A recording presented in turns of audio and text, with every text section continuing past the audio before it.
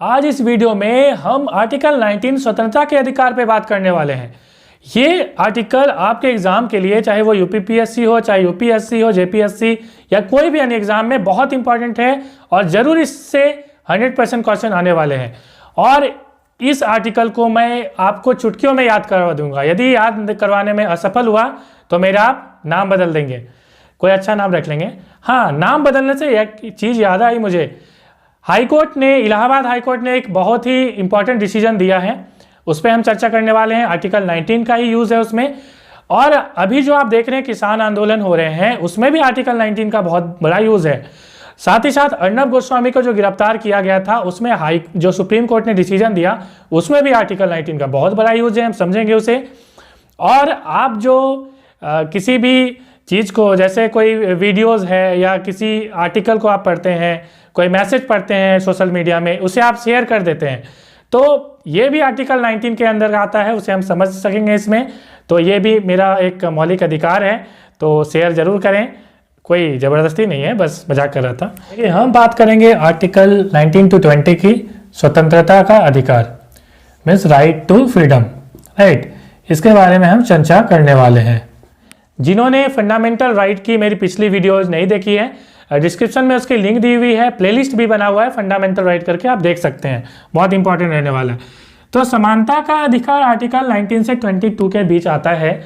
हम आज बात करने वाले हैं आर्टिकल 19। आर्टिकल 19 क्या है? देखिए, ये कहता है, आर्टिकल 19 सबसे पहले 1 की बात करते हैं।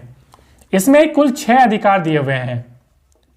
ये 6 अधिकार वो नहीं है जो फंडामेंटल राइट के 6 अधिकार है, वो अलग अधिकार है। आर्टिकल 19(1) में भी अलग से एक्स्ट्रा 6 अधिकार दिए गए हैं, ठीक है। तो इस 6 अधिकार की हम बात करेंगे कि आर्टिकल 19(1) में इन 6 अधिकारों की जो है बात करी गई है और वो सारे नागरिकों को मिलना चाहिए, ऐसी बात इसमें करी गई है आर्टिकल 19(1) में। तो वो 6 अधिकार आप जानना चाहेंगे। तो आर्टिकल 19(1)(a), ठीक है, ये पहला अधिकार को आर्टिकल 19(1)(a) कहेंगे। क्या है ये अधिकार? सिंपल सी है, अभिव्यक्ति की स्वतंत्रता, मीन्स फ्रीडम ऑफ एक्सप्रेशन। तो आप जो है क्या कर सकते हैं, तो किसी भी चीज़ को आप अभिव्यक्त कर सकते हैं, राइट। आपको किसी कुछ बताना हो, आपकी कुछ मंशा है, कुछ ओपिनियन है, तो आप बता सकते हो। बट क्या है कि आप किसी को गाली गलौज नहीं कर सकते हो, ऐसे भी अभिव्यक्ति नहीं करनी है। तो यह है अभिव्यक्ति की स्वतंत्रता। लेकिन यहाँ पे ये जो स्वतंत्रता है, ये पतियों के लिए नहीं है जिनकी शादी हो गई है। आपको पता है पत्नियों के सामने कितनी अभिव्यक्ति की स्वतंत्रता उन्हें होती है। चलिए, तो ये हो गई अभिव्यक्ति की स्वतंत्रता। अब देखिए, आर्टिकल 19(1)(b) की मैं बात करता हूँ। क्या है ये? देखिए, अब अभिव्यक्ति की स्वतंत्रता हो गई। अब अभिव्यक्ति की स्वतंत्रता हमें संविधान में जो है ये अधिकार तो दे दिया गया, लेकिन अभिव्यक्ति की स्वतंत्रता के लिए क्या होगा, हमें क्या करना पड़ेगा? तो सम्मेलन करना पड़ेगा। बिना मीटिंग के क्या फ़ायदा होगा इसका? कोरोना में यह दिक्कत है, लेकिन इसे हम कहते हैं सम्मेलन की स्वतंत्रता। सम्मेलन की स्वतंत्रता, यहाँ पे शांतिपूर्ण लगा देंगे तो ये हो जाएगा शांतिपूर्ण सम्मेलन। मीन्स ऐसा नहीं है कि अशांति आप फैलाएंगे, वैसी सम्मेलन की स्वतंत्रता नहीं है। तो शांतिपूर्ण सम्मेलन की स्वतंत्रता की ये बात करता है, राइट। मीन्स यहाँ पे आप हथियार वगैरह नहीं ले जा सकते, शांतिपूर्ण करना है। आर्टिकल 19(1)(c) क्या कहता है? देखिए, अब सम्मेलन हो गई, आपकी मीटिंग हो गई। अब मीटिंग होने के बाद आप लोग ने डिसीजन लिया कि भाई एक काम करते हैं, हम लोग एक ऑर्गेनाइजेशन बना लेते हैं, एक यूनियन बना लेते हैं, संघ बना लेते हैं, है ना, ग्रुप बना लेते हैं जिसको कहते हैं। व्हाट्सएप ग्रुप हो चाहे जो भी ग्रुप हो, कहने का मतलब ग्रुप बनाना। तो सिर्फ व्हाट्सएप ग्रुप की मैं बात नहीं कर रहा हूँ, वो तो ऐसे ही आप बना सकते हो। मीन्स जैसे कोई एक पार्टी बनानी है, इस तरह से आप ऑर्गेनाइजेशन बना सकते हो। तो आर्टिकल 19(1)(c) के तहत ये होता है संघ बनाने की स्वतंत्रता। संघ बनाने की स्वतंत्रता, ये अधिकार आपको दिया है आर्टिकल 19(1)(c) के तहत। देखिए, इसके आगे क्या है, आपने मीटिंग कर लिया, संघ बना लिया। अब आपको क्या करना है? संघ तो बना लिया आपने, लेकिन संघ बनाने से क्या होगा? आपको घूमना होगा, ठीक है। अब आपने मीटिंग कर लिया, ग्रुप बना लिया, भाई लोग ग्रुप बना लेते हैं। अब क्या करना है? तो कहीं पे घूमने जाना है ना, चलो कहीं घूम के आते हैं। तो घूमने की स्वतंत्रता, ठीक है, इसे हम कहते हैं स्वतंत्र, आबाद, जो है विचरण करने की स्वतंत्रता, इसे हम लोग कहते हैं, इसे टेक्निकल लैंग्वेज में आप इसे लिख सकते हैं घूमने की स्वतंत्रता। अब आपने घूम लिया, अब आप क्या करेंगे कि कहीं घूमने गए, रात हो गई, आपको रहना पड़ेगा, राइट। तो क्या हो जाएगा ये, तो कहीं भी रहने की, इसका मतलब है निवास करने की स्वतंत्रता, कहीं भी आप भारत में रह सकते हैं, राइट।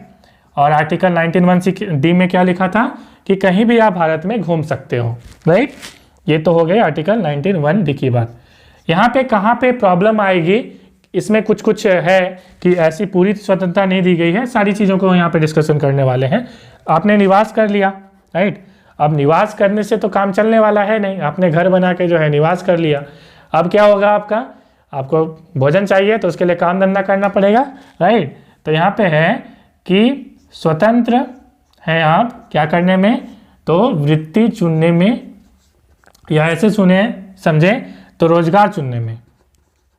कोई भी रोजगार आप कर सकते हैं, या काम बोल सकते हो, काम की स्वतंत्रता, कोई भी आप काम कर सकते हैं। अब यहाँ पे काम करने का मतलब यह नहीं किसी का मर्डर करना है, तो इस तरह की जो स्वतंत्रता है वो इसमें नहीं है, राइट। और इस तरह की स्वतंत्रता इसमें नहीं है। ये तो आपने समझ लिया कि कैसे करना है। आई होप ये आपको पूरा समझ में आ गया होगा। अब हम लोग यहाँ पे डिस्कशन करने वाले हैं कि इसमें लिमिटेशन क्या है, ठीक है। लिमिटेशन को समझना जरूरी है। आर्टिकल 19(1) अभिव्यक्ति की स्वतंत्रता, यहाँ पे आपको पता है कि किसी को आप गाली गलौज वगैरह नहीं कर सकते हैं, सिंपल सा है। आर्टिकल 19(1) भी शांतिपूर्ण सम्मेलन, मतलब कि यहाँ पे आप सम्मेलन करेंगे लेकिन कोई भी हथियार नहीं ले जा सकते हैं, राइट। यहाँ पे बहुत ही इंपॉर्टेंट चीज़ है ये। और सम्मेलन आप करेंगे तो यहाँ पे कुछ रुकावटें आ सकती है, जैसे आप देख रहे हैं कि कुछ सम्मेलन होती है कई बार, ठीक है। तो यहाँ पे सरकार जो है, या हम कहें राज्य, क्या कर सकती है, तो इसमें लिमिट लगा सकती है। किस आधार पे, मान लीजिए वो सम्मेलन ऐसे समय में हुआ जो कोरोना समय में, कोरोना काल है, राइट, या प्रॉब्लम आएगी, उससे देश को प्रॉब्लम हो सकती है, इस तरह की यदि है तो हम वहाँ पे जो है राज्य लिमिट कर सकती है। या दूसरा है इसमें कि यदि मान लीजिए यातायात नियंत्रण में प्रॉब्लम आ रहा है, ट्रांसपोर्ट में प्रॉब्लम आ रहा है, तो उस कंडीशन में भी जो है हटाया जा सकता है ये, ठीक है, ये सम्मेलन हटाया जा सकता है। मीन्स जैसे मैं बात करूं सुप्रीम कोर्ट के डिसीजन की, तो बहुत इंपॉर्टेंट है। तो सुप्रीम कोर्ट में जो है किसान का मुद्दा चला, जो आंदोलन हो रहा है अभी, तो उसमें एक सुप्रीम कोर्ट ने दो चीज़ें कही। पहली बात ये कि प्रदर्शन और आंदोलन करने का अधिकार जो है वो किसानों को है। देखिए आर्टिकल 19(1)(a) में कई सारी चीज़ें लिखी है, अभिव्यक्ति, आप कुछ भी अभिव्यक्त कर सकते हैं, शांति का अधिकार है, प्रेस की स्वतंत्रता है, इस तरह से कई सारी चीज़ें लिखी हुई हैं उसमें। मैं प्रमुख बातें बता रहा हूँ। जैसे प्रदर्शन का अधिकार इसमें लिखा हुआ है कि प्रदर्शन जो है कोई भी कर सकता है, राइट, शांतिपूर्ण प्रदर्शन इस तरह से कोई भी कर सकता है, इसमें आर्टिकल 19(1)(a) में लिखा हुआ है। तो प्रदर्शन का अधिकार जो है वो किसानों को है, आर्टिकल 19(1)(a) के तहत, पहली बात कही। मगर ये हड़ताल का अधिकार नहीं है, ये चीज़ आप समझेंगे। आर्टिकल 19(1)(a) हड़ताल का अधिकार नहीं देता है। हड़ताल का अधिकार हम आगे बात करेंगे उस पर, इंडस्ट्रियल डिस्प्यूट एक्ट 1947 के तहत मिलती है। तो हड़ताल का अधिकार नहीं है, मगर प्रदर्शन करने का अधिकार है। इसका मतलब ये है, एग्जाम में पूछ सकता है क्या हड़ताल का अधिकार एक मौलिक अधिकार है, तो आप लिखेंगे नहीं, मौलिक अधिकार नहीं है। प्रदर्शन करने का अधिकार मौलिक अधिकार है। मगर उन्होंने साथ ये भी कहा सुप्रीम कोर्ट ने कि यातायात नियंत्रण पे जो है उनका कोई रोक नहीं होना चाहिए। आप रोड पे कोई ऐसा नहीं है कि आप आंदोलन करेंगे, रोड में आप आंदोलन नहीं कर सकते हैं, सबसे इंपॉर्टेंट बात कही, राइट। इसका मतलब समर्थन भी किया सुप्रीम कोर्ट ने, और जो गलत है सुप्रीम कोर्ट ने बताया भी। तो आप यहाँ पे आप समझ सकते हैं किसान आंदोलन की बात। किसान आंदोलन जो क्यों हो रहा है, इस पर मैंने एक अच्छा वीडियो बनाया हुआ है, आपकी पूरी नॉलेज उसमें मिलने वाली है। आई थिंक आप देख सकते हो उस वीडियो को, डिस्क्रिप्शन में उसकी लिंक दी हुई है। खैर, अब हम बात कर लेते हैं संघ बनाने की स्वतंत्रता। तो संघ भी आप ऐसा नहीं है कि कोई आतंकवादी संघ बना लें, तो ऐसी स्वतंत्रता आपको नहीं दी गई है, राइट। आर्टिकल 1D घूमने की स्वतंत्रता। तो घूमने की स्वतंत्रता में देखिए बहुत इंपॉर्टेंट है कि जैसे कोई वैश्या है, राइट, या किसी को एड्स हो गया है, या इस तरह की कोई बीमारी है, बेसिकली एड्स के लिए कहा गया है, तो इस तरह के लोग जो हैं उनको घूमने की स्वतंत्रता पूरी तरह से नहीं है, लिमिटेशन है। क्योंकि ऐसा माना गया है कि ये समाज को जो है प्रभावित कर सकते हैं, तो इसलिए जो है घूमने की स्वतंत्रता इसमें नहीं है। निवास करने की स्वतंत्रता, इसमें भी लिमिटेशन कई जगह लगाई गई है, जैसे डोमिसाइल वाला प्रॉब्लम। कई स्टेट में जैसे अनुसूचित अनुसूचित जाति को यदि वहाँ पे प्रॉब्लम हो जाए किसी एक वर्ग से, तो वहाँ पे कई सारे नियम बनाए जाते हैं कि आप घर नहीं खरीद सकते।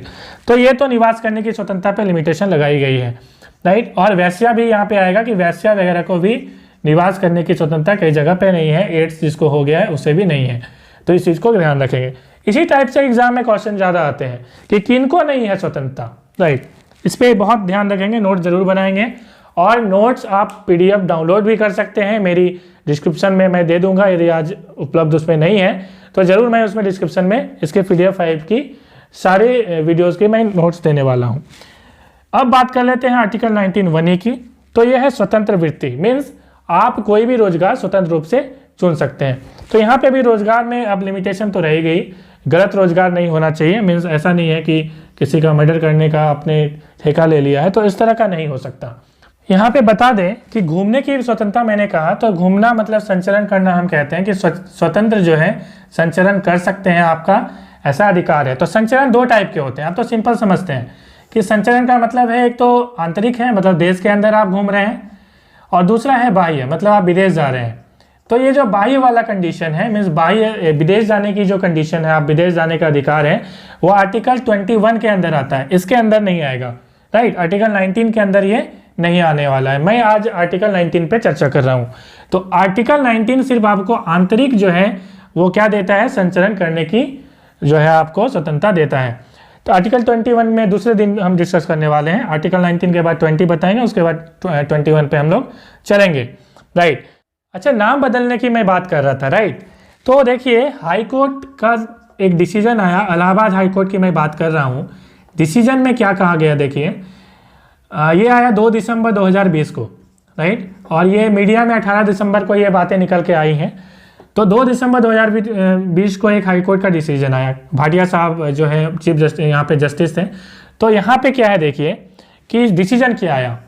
रिशु जायसवाल ये एक स्टूडेंट है, तो इसने क्या किया कि अपना नाम बदलने की सोचा कि भाई नाम बदल देते हैं, राइट। और नाम क्या रख लेते हैं, तो कबीर जायसवाल रख लेते हैं। तो क्या किया इसने गजट ऑफ इंडिया में अपना ये जो प्रोसेस है ये इसने कर लिया, गजट ऑफ इंडिया में इनका काम चल गया। अब क्या हुआ कि इसने अप्लाई किया CBSE में, इनका एडमिशन हुआ था, CBSE में इनका रिजल्ट हो गया था। अब ये चाहते थे कि CBSE में जितने भी सर्टिफिकेट हैं वहाँ पे नाम बदल दिया जाए। इन्होंने अप्लाई किया, CBSE ने कर दिया उसको रिजेक्ट कि नहीं, ऐसा नहीं हो सकता, आपका नाम बदला नहीं जा सकता। ये चले गए high court. High court of Allahabad means UP की ये घटना है। उसने क्या किया, डिसीजन दिया और कहा कि आर्टिकल 19(1) ये कहता है कि जिसे हम कहते हैं व्यक्तिगत अभिव्यक्ति की स्वतंत्रता, तो ये इसका उल्लंघन है। व्यक्ति कुछ भी अपना नाम रख सकता है, यह उसकी अभिव्यक्ति की आज़ादी का उल्लंघन है आर्टिकल 19(1)(a) के तहत। तो इस तरह से क्या हुआ कि वो हाई कोर्ट ने कहा कि नहीं, ऐसा किया जा सकता है। तो अब आप भी नाम अपना जो है कुछ भी रख सकते हैं, बदल सकते हैं।